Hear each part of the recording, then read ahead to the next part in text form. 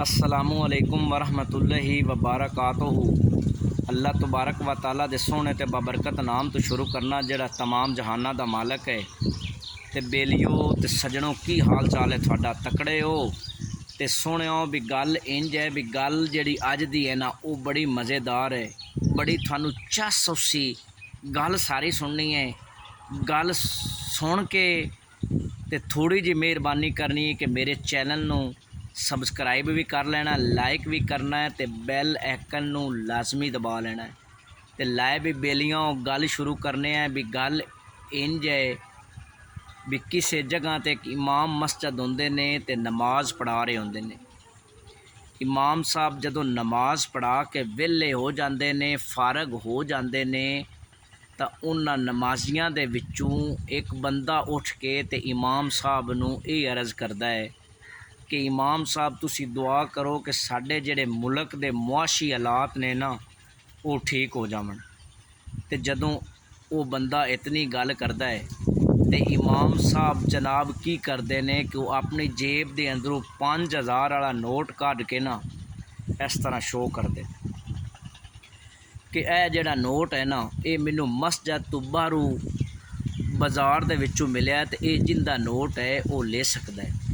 तो इमाम साहब ते मौलवी साहब की ये गल करनी ते जनाब उत्थों ही नमाजियां दे विचों 10 तो 12 बंदे खड़े हो गए ते खड़े हो के हर बंदे दा ये दावा कि ये नोट जिहड़ा है ये मेरा है।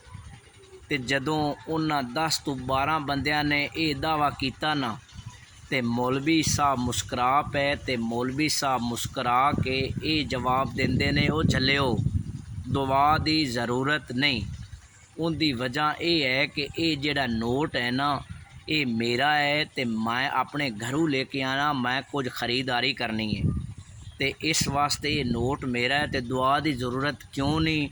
दुआ की ज़रूरत इस वास्ते नहीं कि तुसी अपने आप नू बदलो ते अपने आप नू जदों तुसी बदलसो उदों जिहड़े तुहाडे मुल्क दे हालात ने वो अपने आप ही जिहड़े तुहाडे मुल्क दे मुआशी हालात खराब ने वो अपने आप ही ठीक हो जासन।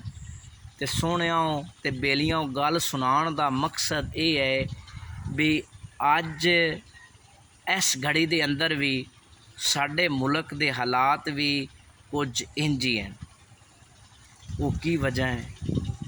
वो वजह भी ये कि हर बंदा जिहड़ा है ना कोई मेरा दोस्त मेरा बेली नाराज़ भी ना होवे, हर बंदे दी कोशिश है कि मैं दूसरे बंदे नू धोखा देवां, इहदे नाल बेईमानी करां, मैं फ्रॉड करां, मैं करप्शन करां, और बड़े ऐसे तरीके ने कि मैं वो काम करां।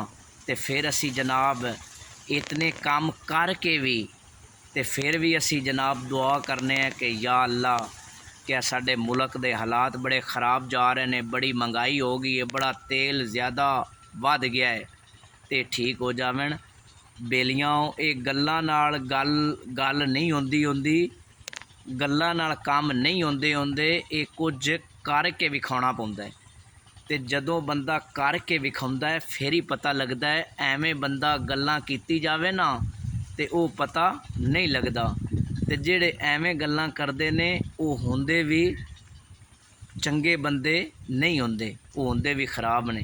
ते इस वास्ते सोहणिओ कि अपने आप नू पहले सैट करो, अपने आप नू बदलो, अपने हालात अंदर दे ठीक करो, तो फिर साडा जिहड़ा निज़ाम है वो ठीक हो सकता है। हर बंदे दी तां दगे ते लत्त है, हर बंदा तां धोखा देवन की कोशिश कर रहा है, तो फिर हालात किस तरह चंगे हो सकते हैं?